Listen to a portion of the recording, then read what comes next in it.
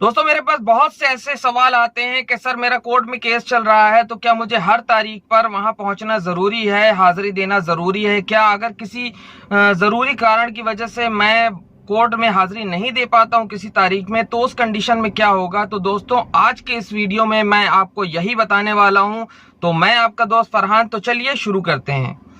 दोस्तों देखिए, तीन तरह के केस मोस्टली कोर्ट में ट्रायल पे होते हैं, जैसे कि छुटपुट मारपीट के केस, क्रिमिनल, सिविल और रेवेन्यू से रिलेटेड केस, इसी तरह के मामले होते हैं। जिसमें से अगर आपको छुटपुट मामलों में अगर मैं आपको बता दूं तो जैसे कि सीआरपीसी 125 का भरण पोषण का केस चल रहा है, या वैवाहिक जीवन की पुनर्स्थापना सेक्शन 9 का केस चल रहा है, या इसी तरह के छोटे मोटे जैसे हिंदू मैरिज एक्ट के केस आपके ट्रायल पे हैं। और उस केस में अगर आप किसी तारीख में नहीं जाते हैं तो उस केस में कोई दिक्कत की बात नहीं है। आपके वकील को आपकी जगह हाजिर होना पड़ेगा, वहां पेश होकर के उसको वहां पर एप्लीकेशन देना पड़ेगी कि आप किस कारण की वजह से यहाँ पे हाजिर नहीं हो पाए हैं, और उसमें आपके ऊपर कोई ऐसा प्रॉब्लम क्रिएट नहीं होगा। जैसे कि 125 सीआरपीसी मैंने आपको बता दिया, और छोटे मोटे जो केसेस होते हैं जैसे भरण पोषण, वैवाहिक जीवन की पुनर्स्थापना सेक्शन 9 वगैरह केस, या हिंदू मैरिज एक्ट के।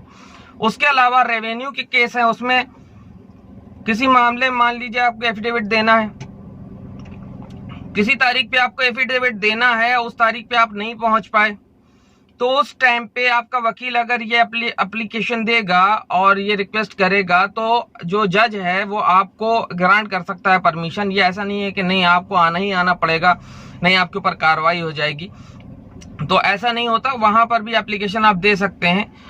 अब इसके बाद आ जाते हैं जो क्रिमिनल मामले हैं अपने। जैसे मान लीजिए आपको ये पता ही होगा कि क्रिमिनल मामलों में बेल करानी पड़ती है और उसके बाद फर्दर ट्रायल चलता रहता है। अभियुक्त को जो है वो सम्मन दे करके बुलाया जाता है, बेलेबल वारंट इशू करके बुलाया जाता है।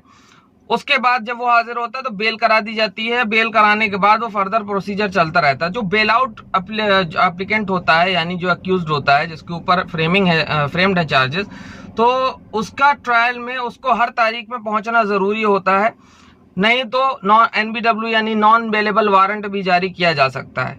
जैसे कि मामले कौन कौन से हैं, जैसे 302 का मामला है, 307 का मामला है, और इसके अलावा 304 का मामला है, 498A का मामला है। इस तरह के जो मामले हैं, देखिए इसमें दो बातें होती हैं, या तो अव्वल आपको बेल मिलेगी नहीं, ठीक है, अगर बहुत संगीन मामला है। अगर बेल मिल जाती है और बेल आउट हैं आप, तो आपको हर तारीख में पहुंचना जरूरी है।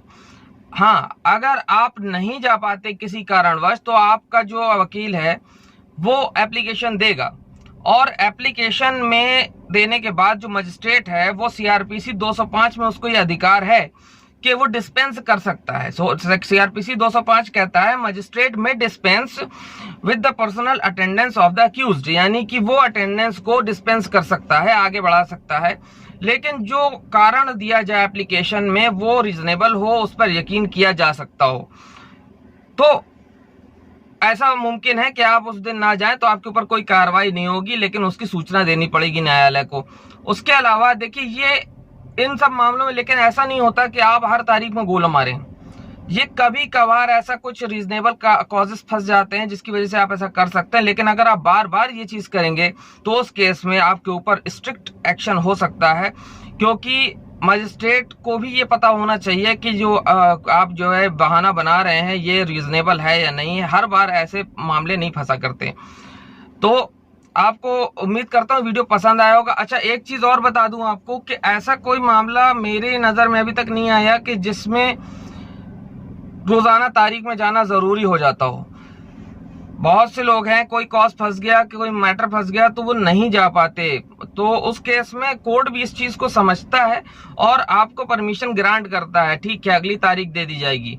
लेकिन ये ढर्रा नहीं बनाना चाहिए कि नहीं हर बार आप गोला मारना शुरू कर दें, उस केस में फिर आपके ऊपर स्ट्रिक्ट एक्शन हो जाएगा। तो उम्मीद करता हूं दोस्तों मेरे इस वीडियो से आपको सवालों के जवाब मिल गए होंगे आपके, और उम्मीद करता हूं वीडियो आपको पसंद आया होगा। अगर पसंद आया है तो ज्यादा से ज्यादा शेयर कीजिए, चैनल को सब्सक्राइब भी कीजिए, और लाइक और कमेंट करके और सवाल पूछा कीजिए। तो दोस्तों मैं आपका दोस्त फरहान एक बार से फिर हैव अ ग्रेट डे।